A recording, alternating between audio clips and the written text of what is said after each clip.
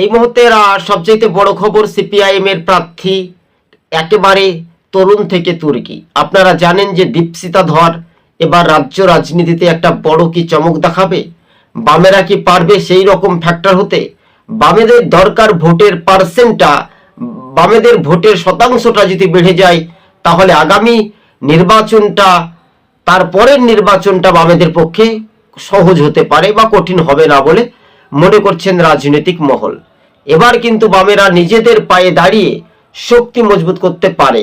কিন্তু আপনারা জানেন ফরওয়ার্ড ব্লকের কিছুজন নেতা বা আরএসপি তারা কিন্তু জোটে নারাজ, মানতে জোটে কোনো কারো রাজনৈতিক দলের সঙ্গে তারা জোট করতে নারাজ, অর্থাৎ জোটে রাজি নয়।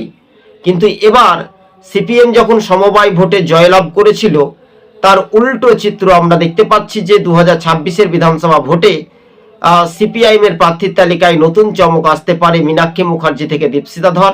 তবে দীপশিতা ধর প্রার্থী হওয়াতেই লাল ঝড় উঠবে কি বঙ্গে, প্রশ্নটুকু থাকছে। সবুজবঙ্গ নিউজ চ্যানেলটি ভালো